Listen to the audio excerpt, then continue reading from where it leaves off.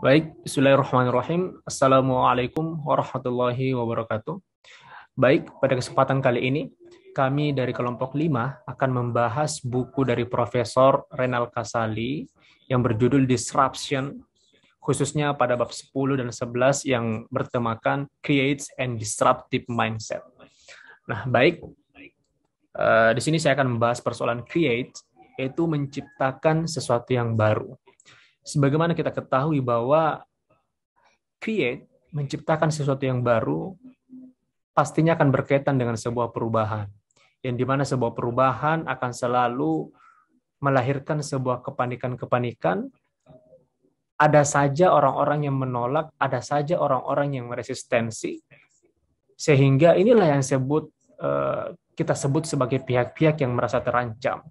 Namun, di sisi lain ada pula pihak-pihak yang menganggap sebuah era disruption ini adalah peluang, sehingga mereka lah pihak-pihak yang akan maju, akan melahirkan peradaban baru, dan menyadari bahwa betapa pentingnya pendidikan dan sebuah keterampilan khusus. Pada awal abad ke-20, kita semua sama-sama melihat dunia menyaksikan sebuah peralihan massa, di mana transportasi kereta kuda pelan-pelan beralih menjadi sebuah mobil bensin, mobil mekanisnya yang diciptakan oleh Henry Ford. Dan saat ini pula kita sudah melihat peralihan dari mobil bensin, mobil mekanis menuju ke sebuah mobil listrik yang disebut dengan self-driving car. Di mana kita ketahui bahwasanya dahulu pada awal abad ke-20, pada zaman dahulu, pekerjaan-pekerjaan itu didominasi oleh hal-hal yang bersifat alamiah, non-mekanis, sehingga kita melihat adanya sebuah peternakan kuda, bengkel kayu yang akhirnya berubah menjadi bengkel otomotif. Maka tidak heran jikalau saat ini yang kita lihat bengkel otomotif yang diisi oleh para montir, niscaya di masa depan bukan lagi montir yang akan mengisi bengkel-bengkel, tetapi seorang ahli IT. Inilah yang disebut sebagai disruption oleh sebab Internet of Things.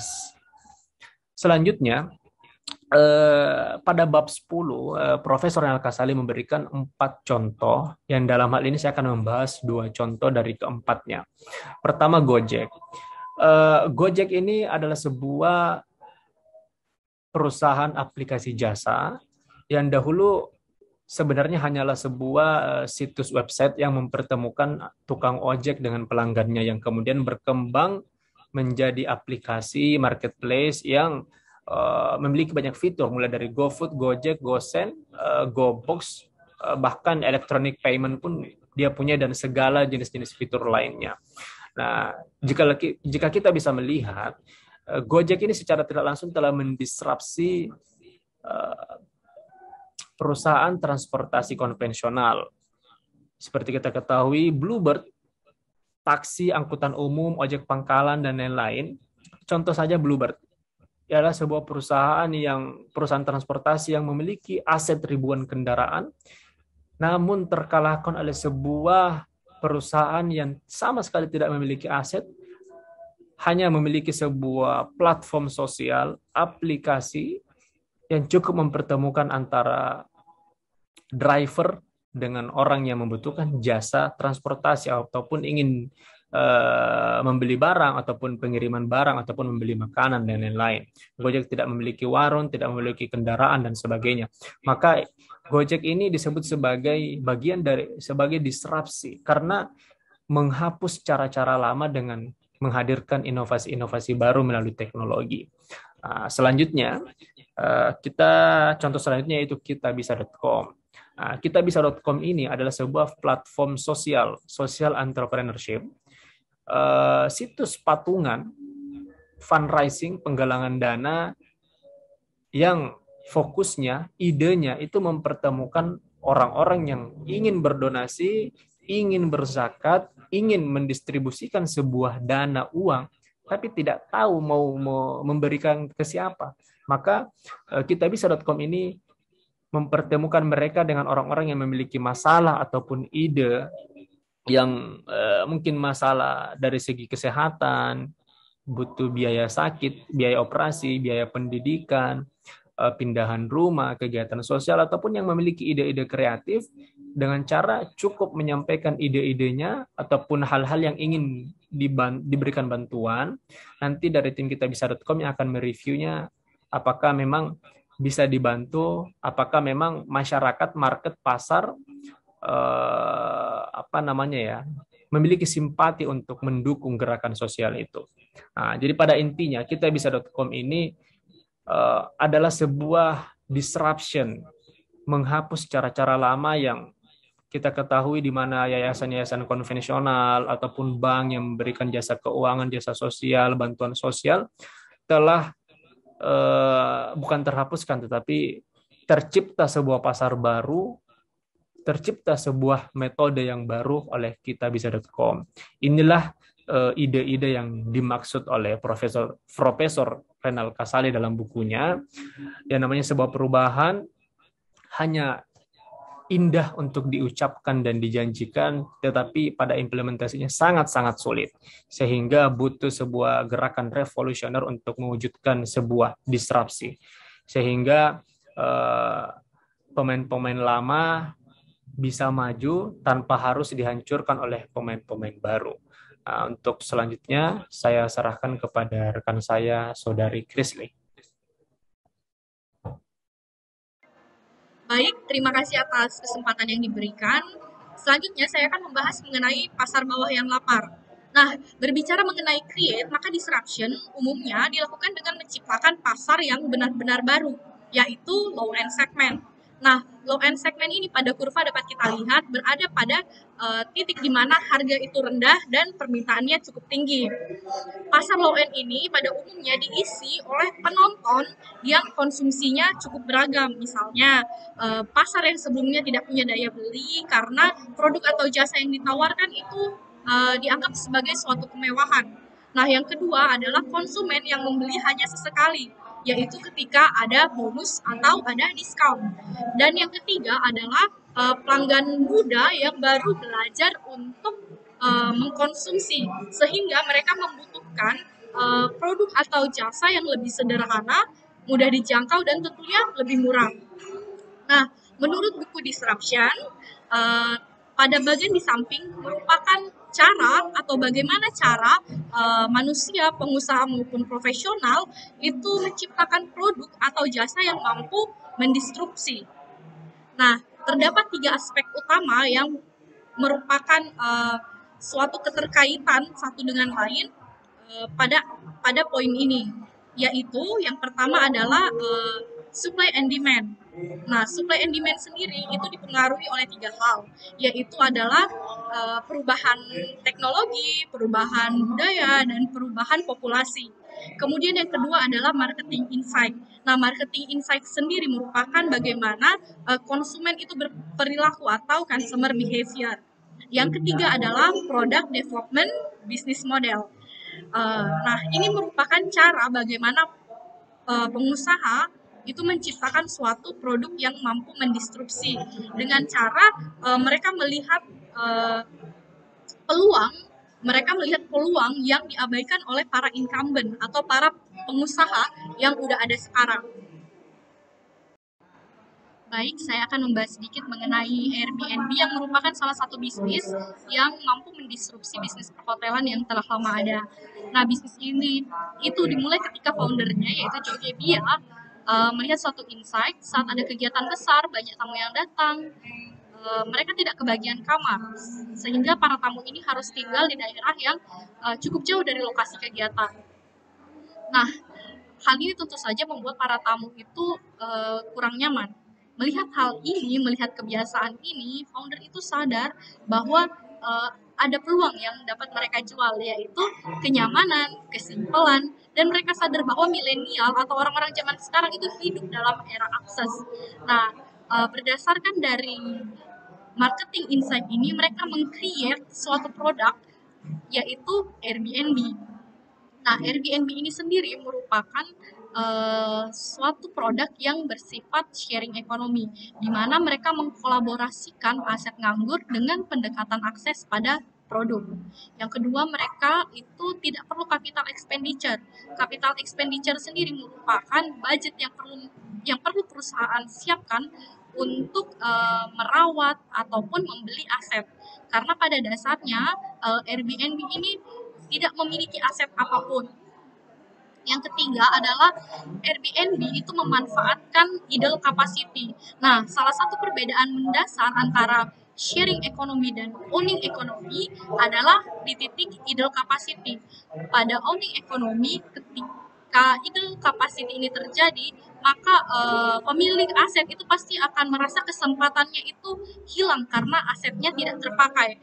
Sedangkan pada tipe sharing economy ini merupakan suatu peluang bagi mereka untuk menjualkan aset yang tidak terpakai tersebut. Nah, tapi jangan salah, disruption itu bisa saja terdisrupsi ketika suatu produk muncul dengan kelebihan-kelebihan tertentu yang lebih mengenali kebiasaan dari pelanggan. Nah, selanjutnya akan dibahas oleh rekan saya, Saudari Alifa.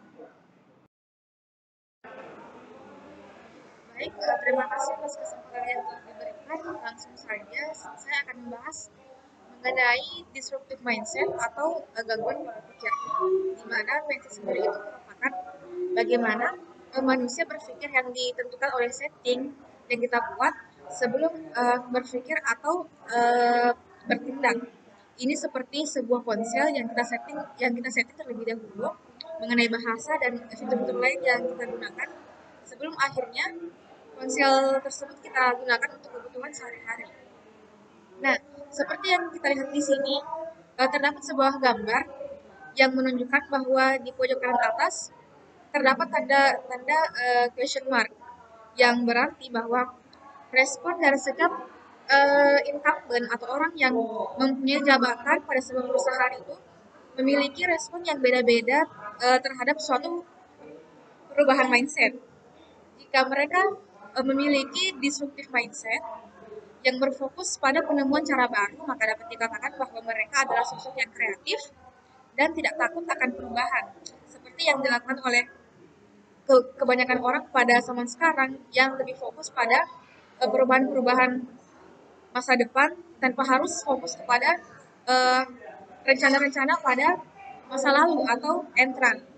Dan sedangkan jika mereka para incumbent ini memiliki steady atau fixed mindset yang lebih mengandalkan keberhasilan pada masa lalu, maka dapat dikatakan bahwa mereka takut terhadap sebuah perubahan dan mereka lebih memilih untuk mengingat masa-masa lalunya dibandingkan dengan fokus menerima realitas yang baru. Selanjutnya yaitu mengenai mindset corporate, di mana mindset corporate sendiri itu merupakan suatu respon terhadap suatu perubahan. Dan di zaman sekarang, di mana kita hidup di era kecepatan eksponensial, di mana manusia menuntut untuk sebuah kesegaran dan terikat dengan teknologi yang sedang berkembang atau real time. Nah, berikut ini adalah bentuk-bentuk dari mindset kecepatan eksponensial. Yang pertama yaitu responnya cepat dan tidak terlambat. Yang kedua yaitu real time atau begitu diterima akan langsung diolah. Yang ketiga yaitu follow up, di mana sebuah perubahan akan langsung ditindaklanjuti tanpa harus menunda. Yang keempat yaitu mencari jalan, bukan malah mati langkah. Yang kelima yaitu mengendus informasi dan kebenaran, bukan malah menerima tanpa menguji terlebih dahulu. Yang keenam yaitu penyelesaian paralel, bukan malah serial. Yang ketujuh, dukungan dari teknologi informasi dan bukan dari manual. Yang kedelapan, menggunakan metode 24/7. Maksudnya yaitu 24 jam dalam sehari dan 7 hari dalam seminggu. Bukan menggunakan metode 8 to 5 atau dari pukul 8 pagi hingga pukul 5 sore. Dan yang terakhir yaitu connected atau terhubung, bukan terisolasi. Dan yang menjadi inti pembahasan dalam materi ini adalah bagaimana seseorang dapat mempunyai pola pikir disruptive mindset yang siap beradaptasi dengan segala kondisi yang ada. Walaupun mindset mindset itu sendiri sudah dibentuk jauh sebelum adanya perangkat keras atau seperti gadget, tapi mindset seseorang bisa berubah seiring dengan perkembangan zaman. Yang dimana pada zaman sekarang kita kita diharuskan untuk mem- memberikan respon atau mindset corporate yang positif terhadap suatu perubahan. Mengenai materi selanjutnya akan dilanjutkan oleh teman saya yaitu Febriani Kala. Silahkan. Selanjutnya saya akan menjelaskan tentang perubahan. Berdasarkan bagan yang ditampilkan, perubahan menuntut 3 hal sekaligus, yakni melihat, bergerak, dan menyelesaikan. Persoalan pertama dalam menciptakan perubahan dan terlibat dalam proses disrupsi yaitu bagaimana cara membuka mata orang-orang di sekitar kita untuk melihat. Dalam hal ini melihat tidak hanya sebatas menggunakan mata, melainkan dengan pikiran. Persoalan selanjutnya yaitu bergerak. Sebagian orang yang telah melihat ternyata tidak bergerak dan sebagian lagi mereka bergerak tetapi tidak menyelesaikan secara tuntas perubahan tersebut. Yang selanjutnya itu melihat perubahan. Sekali lagi ditekankan bahwa untuk melakukan perubahan diperlukan kemampuan untuk melihat perubahan dan terlibat dalam gelombang disruption berbeda dengan melihat hal-hal yang tampak begitu saja. Bagi sebagian orang, perubahan adalah sesuatu yang tidak mudah. Oleh karenanya itu, pemimpin harus memiliki kemampuan untuk mengajak atau membuat apa yang ia lihat juga harus dilihat oleh bawahannya. Dalam hal ini, pemimpin diibaratkan sebagai mata. Artinya, pemimpin harus melihat segala sesuatu secara visioner, sesuatu yang tidak dilihat oleh orang lain atau sesuatu yang tidak banyak dilihat oleh orang lain. Yang kedua yaitu pemimpin mampu membedakan. Artinya bahwa pemimpin harus mampu membedakan mana yang benar-benar bergerak dan mana yang tidak bergerak, mana yang benar dan mana yang salah. Selanjutnya yaitu pemimpin harus mampu merekatkan mosaik yang terpisah menjadi gambar yang utuh yang membentuk sesuatu pada masa depan. Berikut beberapa alasan mengapa orang sulit untuk melihat. Yang pertama yaitu tidak ada cahaya sama sekali. Tidak ada cahaya artinya tidak ada energi untuk melihat ataupun bergerak. Orang-orang yang hidup dalam kegelapan cenderung akan bergerak secara acak tanpa arah yang jelas dan tidak ada interaksi dengan dunia luar. Untuk melihat, diperlukan cahaya dengan cara membuka diri, mencari celah, mendatangkan orang dari luar, ataupun membuat api buatan. Yang kedua yaitu terlalu banyak cahaya. Seseorang bisa buta oleh cahaya yang terlalu terang. Ketika Anda berada pada era kejayaan, cahaya akan terlihat begitu terang sehingga seakan-akan jalan yang Anda pilih ini adalah segala-galanya. Yang ketiga yaitu peta yang salah.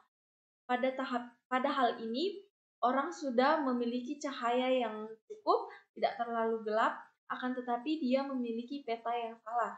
Yang terakhir yaitu melihat dalam terowongan. Seorang yang melihat dalam terowongan tidak mengetahui atau tidak memperdulikan apa yang terjadi di luar lingkarannya. Ia hanya akan memantau lawannya secara teknis, yakni lawan-lawan yang memproduksi barang ataupun jasa yang serupa dengan dia. Demikianlah presentasi dari kelompok kami. Terima kasih atas kesempatan yang diberikan kepada kelompok kami. Kami ucapkan terima kasih.